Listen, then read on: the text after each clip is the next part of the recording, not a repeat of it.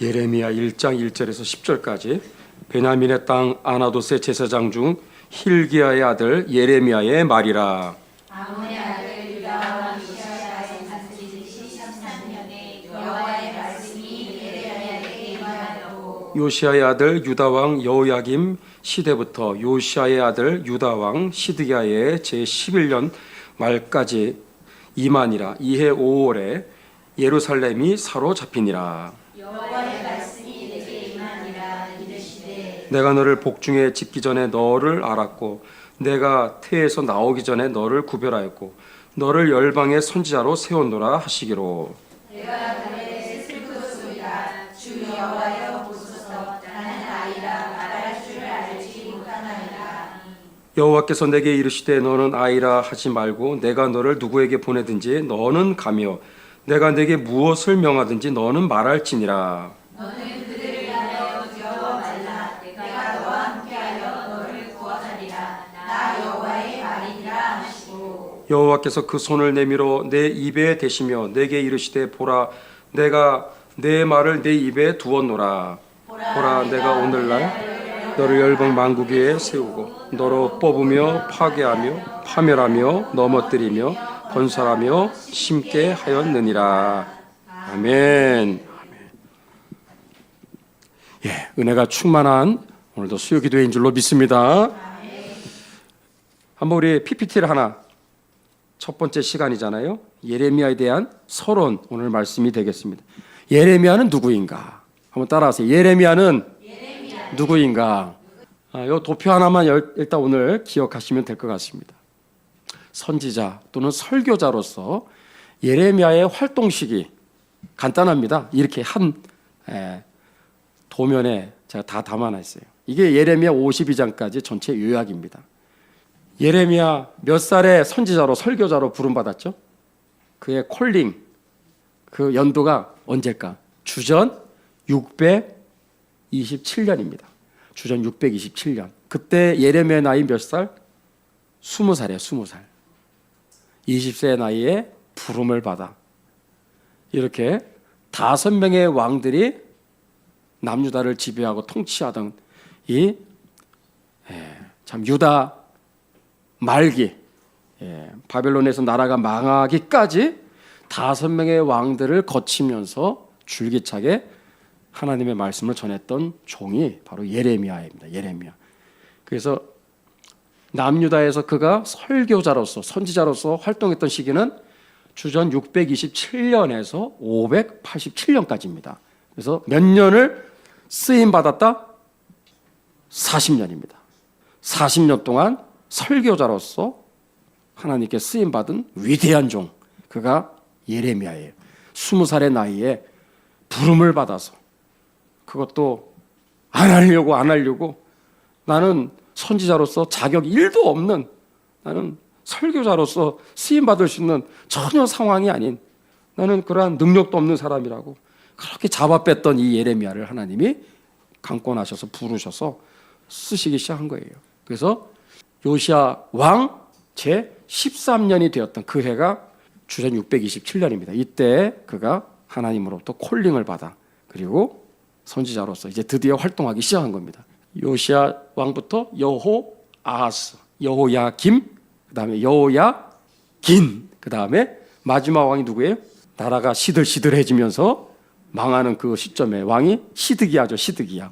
그래서 저는 학교에서 이거를 하도 왕들이 너무 많았는데 유다 말기에 이 왕의 이름은 요여여시 이렇게 외웠던 기억이 나요. 요여여시. 한번 따라할까요? 요여여시. 그럼 다 외운 거야. 요여여시. 이 40년의 기간에 남유다의 말기에 등장했던 왕이 딱 5명. 이 5명의 그 왕들이 거쳐갔던 그 40년의 그 기간이 예레미야 선지자가 활동했던 그 기간이었습니다. 그러니까 예레미야 읽을 때 우리 솔직히 역사가 비인기 종목이에요. 연도 외우기도 어렵고 이게 또 사람 이름은 우리나라 이름이 아니기 때문에 이게 막 꼬이기도 하고 외워지지도 않고 그렇잖아요. 그래서 우리가 좀 반복이 필요한 겁니다. 그래서 이렇게 여여여시 이렇게라도 외워서라도 우리가 정리를 할 수만 있으면 우리 성경 읽을 때 또 설교를 들을 때 굉장히 여러분들이 빨리 이해할 수가 있는 장점이 있죠. 자, 그래서 주전 627년에서 587년까지 하나님 앞에 쓰임받는 선지자로서 활동을 합니다. 그러니까 20살의 나이에서 몇 살까지 그가 설교자로 선지자로 쓰임받은 거예요? 60세가 환갑이 될 때까지 활동을 한 사람이 예레미야입니다. 예레미야. 요거는 계속 제가 반복할 거예요. 20살에 시작해서 60살까지. 와, 꾸준하게 이 40년 동안 그는 평탄한 길을 걸어간 게 아니에요. 남유다의 그 죄상에 대해서 그거를 경고하고 그리고 나라의 멸망을 예언하니까 얼마나 사람들로부터 공격을 받고 조롱을 받고 핍박과 박해를 받는지 예레미야를 보게 되면 감옥에도 막 투옥이 되는데 몇 차까지 투옥이 돼요? 1차, 2차, 3차, 4차까지 깜빵에 들락날락해요. 4번에 걸쳐서. 그래서 죽다가 살아난 사람입니다. 진리를 전하다가 정말 많은 박해와 핍박을 다 그걸 견뎌가면서 그 외로운 길을 걸어간 사람이에요. 60세가 될 때까지 나라가 망하는 상황까지 설교자로서 꾸준하게 그 자리를 지켰던 거죠. 그리고 마지막 인생 말년은 애굽으로 또 끌려가게 되죠. 애굽으로 끌려가서 그래서 예레미야는 언제 사망했느냐? 주전 580년에 사망을 하게 됩니다. 애굽에서 7년 동안의 외로운 나라가 이미 망한 상황에서 타국에서 애굽에서 7년 동안의 그 사역을 끝내고 67세의 나이에 결국은 이제 세상을 떠난 사람 그 예레미야. 오늘은 우리가 이거를 이제 먼저 기억하시면서 예레미야 1장 1절에서 10절에 그가 주전 627년 요시야 왕 제13년에 그때 선지자로 부름을 받았던 이 콜링의 장면이에요. 하나님은 우리를 두 가지 부르심으로 찾아오십니다. 첫 번째는 우리를 하나님의 자녀로 우리를 부르시기 위해서 하나님께서 우리를 불현듯 아주 신비로운 방법으로 갑작스러운 방식으로 하나님 우리를 찾아오셔서 죄와 마귀의 권세에 붙잡혀있던 저희들을 하나님의 은혜로 출애굽을 시키는 거듭나는 역사죠.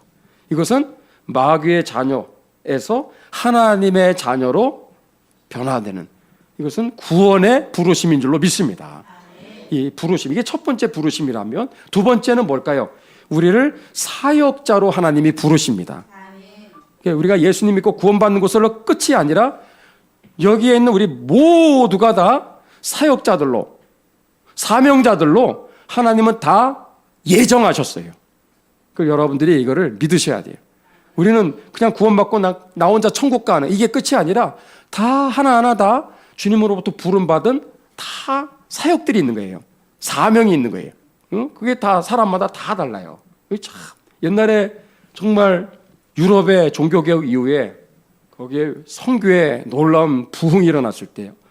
나이가 50, 60대 쓴 어떤 아주머니는 나는 아무것도 할 수 없는데 그런데 은혜를 받고 바느질 이런 이거 하나 가지고 세계 선교에 뛰어들어서 그렇게 귀하게 쓰임 받은 분 그런 분들도 있거든요. 얼마나 귀한 일입니까?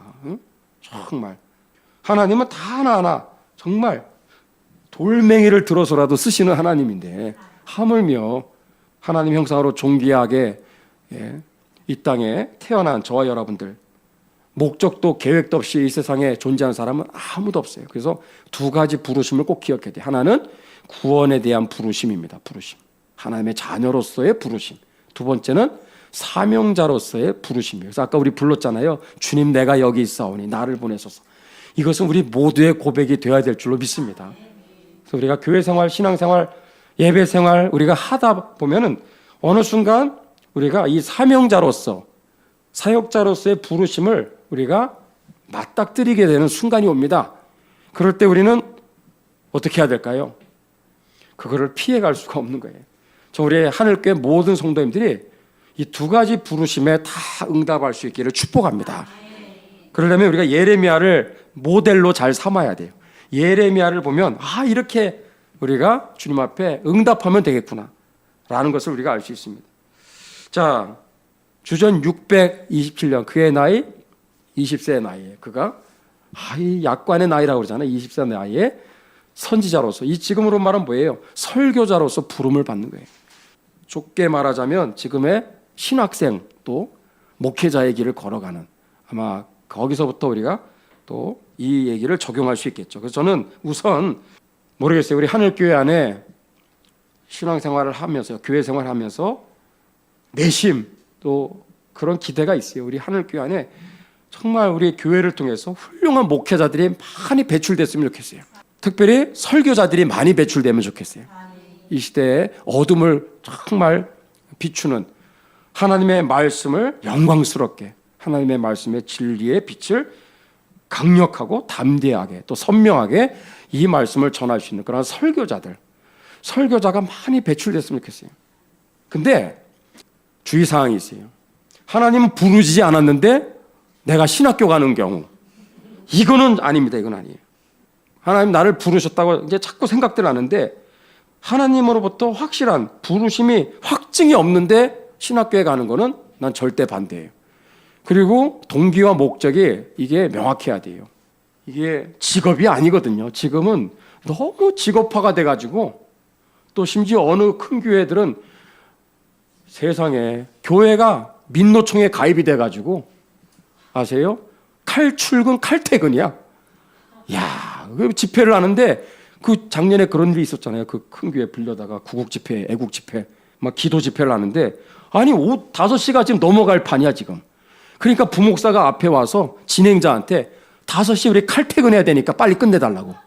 세상에, 그게 얼마 작년에 있어서, 작년에 세상에 한참, 아니 기도하다 보면 5시고 6시 7시까지 갈 수 있는데 쥐들은 퇴근할 생각을 하고 있어. 가입돼 있으니까 지금 민노총에. 그러니까 야, 세상에. 자기들은 뭐 5시 넘으면 무조건 우리는 나갈 테니까 알아서 하라는 거지. 그래서 세상에. 그러니까 얼마나 직업화가 됐습니까 지금. 또 신학교가 얼마나 또 자유주의화 되어서 지금. 그러니까 저는 신학교 가겠다 그러면 나는 막 결사 반대합니다. 일단 반대야. 부르심이 확실하지도 않은 채, 또 특별히 설교자로서의 그러한 부르심이 없이 신학교에 가는 거는 난 무조건 반대야. 그냥. 왜 신학교를 가죠? 왜 목회자가 되죠? 설교에 대한 부르심이, 그것이 확고해야 돼요. 목회자는 설교자입니다. 설교자로서의 그 부르심이 확실하지 않은 채 나 신학교 가겠다? 안 가는 게 도와주는 거예요. 하나님이. 그래서 여러분 예레미야를 보게 되면 하나님이 그를 부르실 때 어떻게 반응을 하죠? 아멘, 제가 여기 있사오니 암요, 나 같은 사람 아니면 누가 가겠습니까? 하나님 잘 보셨습니다. 그게 아니라 예레미야를 보세요. 막 여기 보세요. 6절에 하나님은 5절에 너를 복중에 짓기 전에 너를 알았고, 태에서 나오기 전에 너를 구별했고, 너를 열방의 선지자로, 설교자로 내가 세웠대. 엄마 뱃속에서 아직 나오지도 않았는데, 응? 아직 자궁 속에 착상도 되지도 않았는데, 세상에 열방의 선지자로, 설교자로 하나님이 너를 찍어놨다 이거죠. 그러니까 예레미야의 반응이 뭐예요? 아멘 할렐루야가 아니라 슬프도소이다, 슬프도소이다. 응? 탄식하는 거예요. 그래서 주 여호와여 보소서, 나는 아이라, 나는 아이라. 말할 줄을 알지 못합니다. 난 말을 못해요, 말을. 응? 하나님 번지를 잘못 선택하셨습니다. 응? 난 아닙니다. 그래서 나는 아이라 말할 줄 못합니다. 라고 지금 이렇게 반응하고 있죠. 여러분, 많은 주의 종들이, 설교자들이 특히 이렇게 반응을 했다라는 거 여러분 아세요? 특히 존 녹스 목사님 같은 경우가 대표적이죠. 존 녹스 목사님, 하나님이 그를 설교자로 부르시고 하나님께서 그에게 찾아오셨을 때 하염없이 며칠 동안을 울면서 그렇게 괴로운, 정말 몸부림을 치면서 하나님, 내가 이 길을 가야 됩니까? 말아야 됩니까? 그러면서 나는 못합니다. 나는 이 잔을 마실 수 없습니다. 그러면서 계속 피하다가 사로잡혀서 쓰임받은 사람이 존 녹스거든요. 그 확증의 과정을 그 오랜 기간 동안 그 몸부림을 치면서 난 할 수가 없습니다. 내 같은 게 뭐라고, 그러면서 계속해서 도망을 치는 이제 그런 모습들이 많은 위대한 주의 종들의 그 부르심의 그 상황에서 많은 분들이 그렇게 반응을 했다라는 게 여러분 교회사에서 우리가 알 수가 있겠죠. 예레미야뿐만이 아니죠. 여기서 중요한 것은 이러한 과정을 거쳐서 그는 이제 부르심에 응답을 하게 되죠. 여기에 보니까 7절에 하나님이 이렇게 그에게 그의 설교자로서 선지자로서 너는 어떤 길을 걸어가야 될지에 대해서 분명하게 말씀하시죠. 너는 아이라 하지 말아라. 너는 아이가 아니다. 내가 너를 누구에게 보내든지 너는 가며 내가 내게 무엇을 명하든지 너는 말할지니라. 그러니까 여러분 특히 설교자에 관해서 지금 말씀을 드린다면 설교자는 어떤 사람이 돼야 되는가? 대상과 메시지에 대해서 자기가 결정하는 것이 아니라는 것을 분명히 해야 돼요. 누구 설교를 듣는 대상을 가려서는 안 된다는 거죠. 보냄받은 사람한테 무조건 가야 되는 거예요. 그 다음에 무슨 말을 할지도 내가 선택하는 게 아니에요. 내가 내게 무엇을 명하든지 그냥 우리는 성원 운반 일념, 하나님의 말씀을 운반하는, 전달하는 그런 신부름꾼의 역할을 하는 거예요. 네게 무엇을 명하든지 너는 말할지니라. 이게 선지자의 또 설교자의 사명이라는 거죠. 더 나아가 우리 모두의 사명입니다. 우리 모두의 사명이에요. 응? 목회자에게만 하는 것이 아니라 우리 여기 방언지 우리 성도님, 이문인 성도님 얼마나 귀한 사역하고 있어요. 저 북녘 땅에 저 동포들 향해서 외치는 저 사명. 그들의 귀에 듣기 좋은 소리를 하는 게 아니라 그들에게 필요한 소리를 지금 하고 있잖아요. 그게 그들을 살리는 메시지가 되는 것입니다. 우리는 이걸 분명해야 돼요. 내가 대상을 선택하는 게 아니고 그리고 전하는 그러한 내용도 내가 정할 수 있는 권한이 없다라는 것을 기억해야 돼요. 하나님이 입에 넣어주시는 것을 전하라 그러면 우리는 전해야 되는 거야. 그게 달고 아주 맛있는 귀에 듣기 좋은 소리라면 너무나 좋겠지만 그게 들을 때 불편할 수도 있고 막 사람의 폐부를 찌르는 그러한 굉장히 불편한 고통을 주는 그러한 말을 전하라고 할 때도 피해서는 안 된다라는 거죠. 그리고 그것을 듣는 성도들 또한 그것이 하나님의 말씀이라는 것을 정말 고백한다면 아멘으로 받을 때 서로 간에 유익이 되고 부흥이 되고 축복이 되는 줄로 믿습니다. 그래서 부흥은 각성된 설교자와 각성된 회중들이 만날 때 교회는 부흥하는 것입니다. 같이 가야 되는 거예요. 이게 좁은 의미에서 지금 설교자에 한해서 지금 말씀을 드리는 거지만 어쨌든 굉장히 중요한 거예요. 또 우리 더 넓게 얘기하자면 우리 모두가 다 예레미야와 같은 다 사역자들로 부름을 받은 거예요. 우리의 평생의 삶에 하나님이 누구에게 우리를 보내시든지 우리는 가야 되는 것이고 또 입을 열어서 외쳐라 그러면 외쳐야 되는 우리는 심부름꾼인 줄로 믿습니다. 바로 이러한 말씀을 그에게 하나님께서 하시면서 너는 아이라고 하지 마. 20살 약관의 나이, 어린 나이지만 아이라고 하지 말아라 이거죠.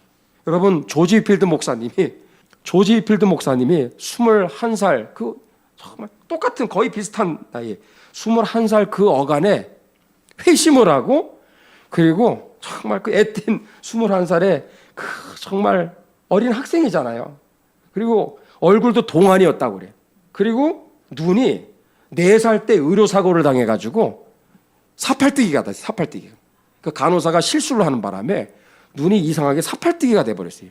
후천적으로 의료사고가 일어나는 바람에. 그러니까 아주 얼굴은 동안이지 그리고 사팔뜨기지. 근데 21살에 설교자가 되어서 제일 처음 그의 고향이었던 글로스터. 우리 한국 전쟁 6.25 전쟁 때 우리 영국 군인들이 글로스터 그 지역에서 많은 분들이 오셨거든요. 그래서 거기에 전쟁 기념관이 지금도 있다고 그러는데 그럼 그 글로스터 바로 그 기념관 그 근처에 조지 휘필드가 태어났거든요. 그리고 그의 모교회가 거기 있어요. 거기에서 21살의 나이인가 그가 첫 설교자로 데뷔를 한 거예요. 사람들이 뭐 500명, 600명이 모였다고 그러죠. 그러면서 이 21살의 애띤 설교자가 저벅저벅 강단 올라가는데 다들 웅성웅성 되는 거예요. 뭐라고? 응? 야, 꼬마 설교자다 그러면 야, 저 어린 것이 무슨 설교를 하겠냐 그러면서 웅성웅성 되니까 21살에 안 그래도 긴장되고 두려운데 다 자기가 콜리게 어렸을 때부터 속구장난 막 장난치고 그랬을 때 다 나를 봤던 다 동네 아저씨들, 할아버지들, 아주머니들이거든요. 그러니까 얼마나 긴장되겠어. 모르는 사람들도 아니고. 근데 야, 꼬마 설교자다 그러니까 안 그래도 막 두려운데 너무 왕부담이 되는 거예요. 그래서 기도하면서, 하나님 기도하면서 단에 올라가서 설교를 하는데, 그 설교를 위해서 우리 조지 필드는 그 글로스터에 그 야산이 있는데 거기에서 하나님 앞에 먼저 설교를 위해서 일주일 동안 금식 기도하면서 철야 기도하면서 새벽 기도하면서 그렇게 보낸 거예요. 그러니까 그 기도 가운데서 하나님이 강하고 담대한 믿음을 부어주신 거예요. 할렐루야. 오늘 새벽에도 보니까 와, 시편에 요즘 그 고라자손의 그 자손의 그 말씀 보니까 어쩜 그렇게 은혜가 되는지, 와, 그냥 너무 막 용기 백배한 거야. 그냥 그 말씀을 읽기만 해도 은혜가 되는 거예요. 그 이상이 됐겠죠. 그러니까 뭐 사람들이 야, 꼬마 설교자다 그랬는데 솔직히 너무 좀 불편하죠. 그런 얘기 들으면 막 우습게 여기는 것 같고. 그러니까 주여, 사람 앞에서 내가 부끄럼 당하지 않게 해달라고, 내가 강호 담대하게 말씀을 전하게 해달라고. 처음엔 긴장이 돼가지고 이 자리에 서서 뭐 두려움이 막 얼굴에 있을 거 아니야. 상기된 얼굴 그랬는데 금세 그냥 하나님이 그를 사로잡아 주셔서 말씀을 전하는데, 그 예레미야와 똑같이 이렇게 예레미야 똑같이 조지 필드가 그렇게 강하고 담대하게 말씀을 전하는 거예요. 아마 1시간 정도 아마 전했을 겁니다. 그랬더니 그 말씀이 끝나고 예배가 끝나고 나서 그가 단에서 내려와서 막 밖으로 나가는데 다들 표정이 바뀐 거예요. 완전히 다들 은혜가 임해가지고, 어쩜 21살밖에 안 되는 저 어린 꼬마 설교자가 어떻게 저 입에서 저 위대한 강력한 말씀이 선포될 수 있겠냐. 그래서 경외심으로 바라보는 거예요. 이렇게. 여러분, 조지 필드 목사님은 하여튼 56세 세상 떠날 때까지 강력한 정말 그런 위대한 설교자로 쓰임을 받는데, 이런 경우도 있었어요. 그가 설교가 끝나고 집으로 갈 때 집 앞에까지, 집 안에까지 쫓아와가지고 또 말씀을 전해달라고. 예를 들어 그거죠. 우리 하늘교회 주일 오전 1, 2부 오후 예배 끝났는데 집에들 안 가고 내 여기 상암동에 있는 내 집까지 안에 들어와가지고 목사님 제발 한 번만 더 설교해 주세요. 상상이 되십니까? 야, 내가 이렇게 살살 빌고 빌어도 누가 오겠어? 제발 우리 집에 와가지고 한 번 더 설교 한번 들어달라고. 누가 오겠어요? 근데 조지 필드는 그랬대라니까요. 와, 조지 필드 앞에만 서면 나는 작아지는 거죠. 그런 위대한 종이었어요. 왜 그런 일이 벌어졌느냐? 자, 여러분 다시 한번 화면을 띄워주세요. 오늘 서론이기 때문에 이게 중요한 한 가지만 여러분이 기억하십니다. 여러분, 여기 요시야 13년 주전 627년이죠. 이때부터 약관의 나이 20살의 예레미야가 설교자로 등단을 하는데 6년이 지난 BC 621년에 어떤 일이 있었을까요? 질문, 퀴즈야, 퀴즈. 주어야 혹시 어떤 일이 있었을 것 같아? 예레미야가 20살에 이제 딱 선지자가 됐어. 설교자가 됐어. 그리고 1년, 2년, 5년, 6년이 지났을 때, 거꾸로 계산해야 되지, 주전은 621년이야. 그때 남유다에 엄청난 사건이 있었어요. 무슨 사건이 있을까? 멸망은 아니야. 멸망은 여기 587년이야. 한참 있어야 돼. 621년. 엄청난 일이야. 퀴즈. 힌트를 드릴까? 621년에 사실상 하나님이 남유다를 쓸어버리려고 그랬어요. 왜? 요시아의 할아버지 때문에. 누구죠?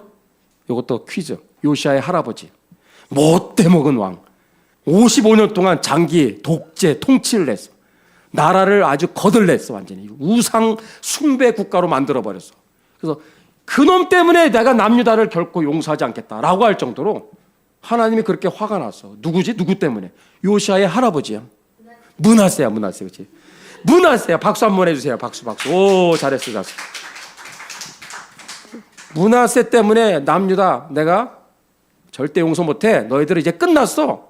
그래서 하나님은 남유다를 쓸어버리려고 사실 했던 때가 621년이야. 하나님의 화가, 분노가 이제 폭발 직전까지 왔던 때야. 621년. 근데 나라는 언제 망하죠? 587년에 망하네? 이상하다. 몇 년 차이죠? 35년. 와, 여러분, 한 세대라고 그러잖아요. 30년, 35년이면. 이 적지 않은 35년의 기간을 하나님이 유보하신 거예요. 유보. 멸망을 유보하신 거예요. 원래는 621년에 이미 끝나야 돼. 근데 끝나야 되는데 587년 한참 뒤에까지 나라가 망하지 않고 존속될 수 있었던 것은 621년에 이 사건이 일어났기 때문에 그래요. 그게 뭘까요? 그것을 일컬어 요시아의 종교개혁이라고 말하는 거예요. 요시아의 종교개혁. 왕이 앞장서서 남유다 온 전 국토를 돌아다니면서 저거 뭐야? 바알 우상인데 찍어버려. 저거 뭐야? 아세라 우상인데 찍어버려. 찍어버려. 저 성전 안에 저놈들 뭐야? 저 남색하는 저 동성연애자들이 저것들 다 끌어내. 온 나라를 왕이 진두지하면서 나라를 정결케 하는 종교개혁을 단행한 것이 621년입니다. 그 배후에 누가 있었다? 예레미야가 있었죠. 하박국 선지자가 있었고, 기라성 같은 주의 종들이 쫙 이 요시아를 떠받들면서 종교개혁을 성공할 수 있도록 그렇게 큰 역할을 해준 거예요. 와, 대단한 겁니다. 그래서 621년에 남유다의 역사에 위대한 영적 각성운동이 이제 일어나죠. 종교개혁이. 그래서 하나님께서 심판과 멸망을 한 세대 뒤로 멸망을 이제 유보하시게 됩니다. 결국은 나라가 돌이킬 수 없는 상황까지 가서 망하게 되죠. 근데 우리는 여기서 기억해야 될 것이 어떻게 한 나라가 한 세대가 지나도록 망하지 않고 하나님께서 심판을 유보하셨는가? 그 배후에 누가 있었다? 예레미야가 있었던 거예요. 예레미야. 와, 예레미야라는 위대한 설교자가 그 요시야 13년에 등장을 해서 드디어 621년에 이제 가시적인 열매가 이제 나타나게 된 겁니다. 위대한 역사예요.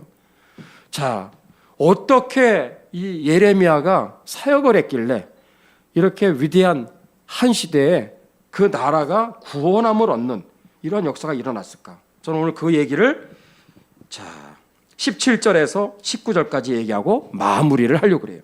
앞에 7절, 8절의 내용과 역시 반복되는 동일한 내용이 되겠지만 조금 더 자세하게 나와 있기 때문에 17절을 한번 읽겠습니다. 17절을 시작. 그러므로 너는 내 허리를 동이고 말을 다 그들에게 구하라. 그들 인하여 두려워 말라. 두렵건대 내가 너로 그들 앞에서 두려움을 당하게 할까 하노라. 아멘.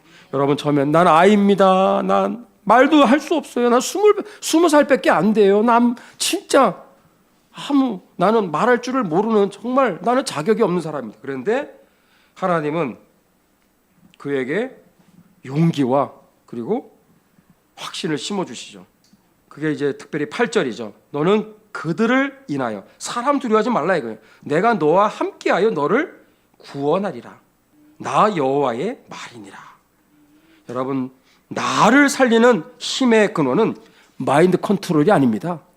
세상의 어떤 지혜가 아니에요. 철학이 아니라 오로지 하나님의 말씀인 줄로 믿습니다. 이게 말씀 하나가 그를 확 일으켜 세운 거예요. 그러면서 17절 이어져 그 중간에 있는 것은 남유다의 멸망에 대한 예언이 나오는 거예요. 멸망의 상황에서 너는 설교자로 부름받았다, 그 얘기를 하는 거죠. 그래서 17절 너는 허리를 동여, 허리를 동이고 일어나. 내가 내게 명한 바를 어떻게 해요? 네가 메시지를 선택하는 게 아니라 너의 입에다가 넣어주는 그 말, 그거를 다 가감없이 그들에게 고하라, 전하라 이거죠. 그래서 이 중요한 얘기가 그 다음에 나와요. 그들을 인하여 두려워 말라.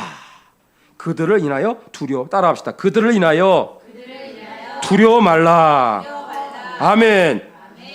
여러분, 예레미야가 이 한 시대에 위대한 종교개혁을 일으켜서 그 나라의 멸망을 한 세대 뒤로 유복해 하였던 그 나라를 살렸던, 민족을 살렸던 그 강력한 그 설교자의 그 삶을 살았던 여러분, 그 배후에 바로 이러한 일장에 이러한 부르심이 있었다라는 걸 기억해야 돼요. 도대체 하나님 그를 어떻게 만나주셨길래 특히 17절을 보니까 절대 사람 두려워하지 말라고 말씀하고 있어요. 왠지 아세요? 설교자가 사람을 두려워하면 두려움을 당하게 됩니다. 창피를 당하게 되는 거야, 그냥 사람한테. 그 잠언 29장 25절을 기억하세요. 잠언 29장 25절. 사람을 두려워하면 뭐에 걸린다? 올무에 걸립니다. 그러나 여호와를 의지하면 안전하리라. 할렐루야. 사람 두려워하면 올무에 걸려. 그러나 여호와를 의지하면 안전하게 되는 것입니다. 그리고 사람을 두려워하게 되면 결국은 그 사람에 의해서 두려움을 당하게 된다는 거. 아주 그냥 이런 창피가 없는 거예요. 설교자가 사람을 두려워함으로 인하여서 자기가 결국 두려움에 무릎을 꿇게 되는 거. 이 진짜 조심해야 될 부분이죠. 예레미야가 40년 동안 그렇게 꾸준하게 쓰임을 받을 수 있었던 거. 4번이나 감옥에 들어가는 비참한 박해를 당하면서도 그가 설교자의 자리를 도망치지 않고 꾸준하게 외칠 수 있었던 것은 뭐예요? 사람을 두려워하지 않았기 때문에 그래요. 이게 중요한 겁니다. 저도 기도하는 제목에 이걸 보면서 주님, 나의 평생에 나의 목회와 설교 사역 또한 주님 이와 같게 해 주시옵소서. 우리 모두도 또한 다 부르심이 있다라는 거죠. 그 부르심에서 우리가 진짜 조심해야 될 것은 사람 두려워하는 거예요. 사람 두려워하는 거. 우리 강하고 담대하시기를 주의 이름으로 축복합니다. 그래서 18절 너무너무 좋아. 저는 외부 집회 나갈 때 특히 이제 참 하나님 앞에 기도할 때마다 이제 특히 예레미야 1장을 많이 붙잡고 기도합니다. 그때 18절 말씀이 그렇게 용기가 돼요. 보라, 내가 오늘날 너로 그 온 땅과 유다 왕들과 온 땅과 유다 왕들, 야, 왕들이 내 앞에 있어. 지금 존 녹스가 설교할 때 그 왕 앞에서도 설교했거든요. 강호 담대하게 그냥 앤드류 멜빌 그 왕들 앞에서 설교할 때 왕들 눈치 안 봐. 그냥 벌벌벌 떱니다. 왕들이 그냥 어쩔 줄 몰라. 그 권세가 있는 거예요. 이렇게 유다 왕들과 그 족장들과 그 제사장들과 그 땅 백성 앞에 견고한 뭐가 된다? 성읍. 주여, 내가 사람들 앞에 설 때 견고한 성읍, 쇠기둥, 노성벽이 되게 해 주옵소서.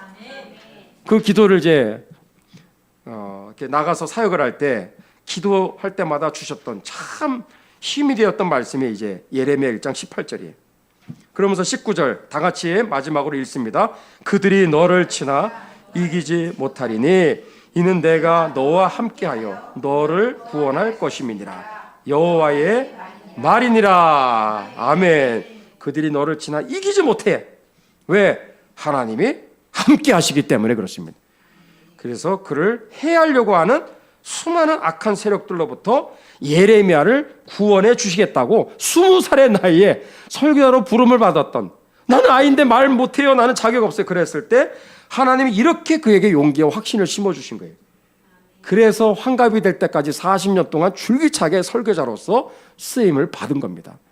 원래 성격이 담대한 사람이 아니에요. 예레미야는 유약한 사람이고 아주 우리와 똑같은 성정을 가진 사람이고 사람 두려워하는 그런 다 똑같은 인간인데 부르심이 이렇게 너무나 강력하게 그에게 찾아왔기 때문에 그렇게 중요한 게 이 콜링입니다. 여러분, 우리 인생 가운데도 구원의 부르심은 다 있다고 치고, 두 번째, 우리 사역자로서 사명자로서 여러분 다 우리가 쓰임을 받아야 되지 않겠습니까? 그리고 그 하나님의 부름 앞에 응답받아 다 우리가 응답해야 되고, 그리고 기꺼이 아멘하고 내가 여기 있사오니 나를 써주시옵소서. 우리 나 자신을 올려드리는, 그리고 나를 주님 앞에 하나님 정말 녹슬어 없어지는 칼이 아니라 달아 쓰임받을 때까지 계속 쓰임받다가 천국 가게 하여 주시옵소서. 여러분, 이것이 복인 줄로 믿습니다. 오늘 말씀 마무리하면서 아까 불렀던 우리 그 헌신의 우리의 고백 있죠?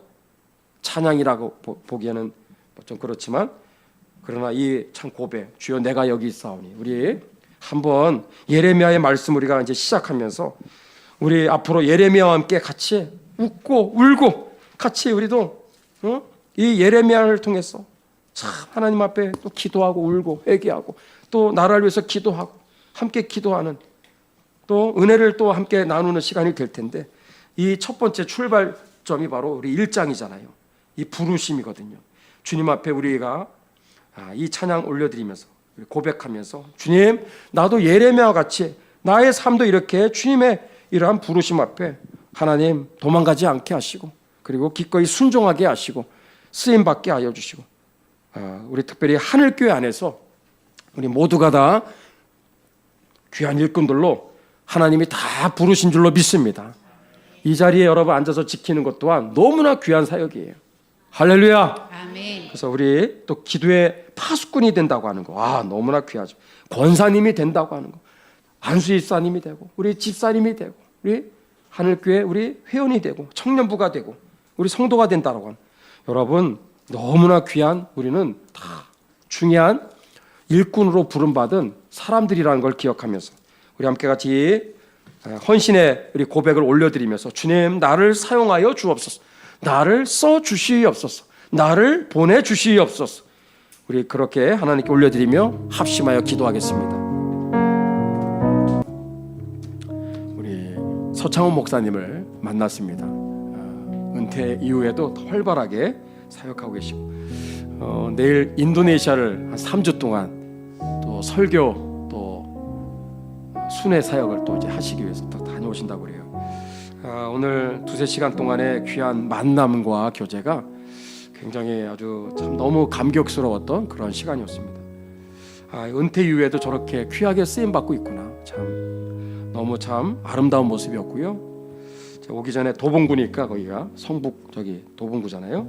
그래서 거기 워커 장군이 6.25 때 낙동강 방어선 그 전쟁 전투 55일 동안을, 정말 그 55일 동안, 여러분 그분이 60 이상을 사신 분인데, 그 사실 짧은 인생이기도 하겠지만 짧으면 짧고 길면 긴 그 인생을 살면서 많은 일이 있었겠지만 그 낙동강 방어선에서 55일 동안, 그게 얼마나 귀한 일이에요. 그 짧은 55일 동안에 워커 장군이라는 사람 우리나라에 와가지고 정말 이 망해가는 나라를 결국은 살려낸 거거든요. 그리고 그해 12월에 지금의 도봉역 2번 출구에서 조금 한 200m 걸어가면 그 지점에서 교통사고로 돌아가셨어요. 참 짧은 인생, 60 조금 넘은 나이에 세상 떠났죠. 그래서 거기 전사지 오늘도 갔다 왔는데, 얼마나 참 감사했는지 모릅니다. 그리고 너무 또 오늘도 감격스러웠던 것은 그 도봉역 앞에 워커 장군의 흉상을 이제 얼마 전에 만들어놨어요. 너무 잘해놨어요. 워커길이라는 게 그 도로가 워커길이 됐어요. 워커길. 여러분 참 너무 감격스럽지 않습니까? 그 한 분이 우리나라를 살려서 정말 오늘 대한민국이 있는데, 그 길이 이제 얼마 전에 워커길이 이렇게 조성이 됐어요. 너무 감격스럽더라고요. 여러분 우리의 평생의 삶이 그리 길지가 않습니다. 우리 하나님 앞에 오늘 주시는 예레미야의 말씀과 이 헌신의 고백을 통해서 주님 진지하게 하나님 앞에, 하나님 우리의 한평생 한 번뿐인 인생인데 있으나 마나 인생이 되지 않게 해주옵소서. 하나님 나라에 또 우리 하늘교회, 우리 한국교회, 우리 대한민국에, 북한 구원에, 세계 선교에 꼭 필요한 일꾼으로 쓰임받게 해주옵소서. 끝까지 쓰임받게 하여 주옵소서. 저도 마찬가지 기도하는 거예요. 새벽에마다 기도하는 거예요. 잘하고 못하고를 떠나서 하나님 끝까지 쓰임받게 해주세요. 중도 하차하지 않게 해주세요. 내 건강 때문에, 어떤 돌발 상황 때문에 중도 하차하지 않게 해주세요. 예레미야처럼 끝까지 쓰임받게 해주세요. 이 자리를 잘 지키게 해주세요. 새벽을 잘 지키게 해주세요. 몸이 건강한 게 아니기 때문에 그렇게 기도합니다. 나라도 이 자리를 지켜야 되기 때문에 하나님, 누가 오든 안 오든 홀로라도 새벽을 지키게 해주세요. 새벽에 하나님 천국잔치가 벌어지게 해주세요. 새벽에 놀라운 부흥이 일어나게 해주세요. 나 혼자라도 하나님 영적 부흥회를 하게 해주세요. 은혜가 쏟아지게 해주세요. 성령의 기름이 임하게 하여 주옵소서. 부흥이 임하게 도와주옵소서. 역사가 일어나게 도와주옵소서. 쓰임받게 해주시옵소서. 그렇게 기도하고 있습니다. 우리 합심해서 우리 한번 두 손을 들어볼까요? 오늘 여러분들 잘 오셨습니다. 주님의 이름으로 축복합니다. 나와 우리 서로를 위해서 이렇게 축복하시고, 또 이 자리에 사정으로 오지 못한 많은 분들이 계십니다. 위에서도 또 환우들을 위해서 여러분들 기도해 주시겠습니다. 주의 이름을 3번 간절히 부르면서 기도를 끊지 마시고 또 계속 기도해 주시고, 또 북한 방송 사역을 위해서 계속해서 기도해 주시기를 바랍니다. 주여 삼창하시면서 기도합니다. 주여, 주여.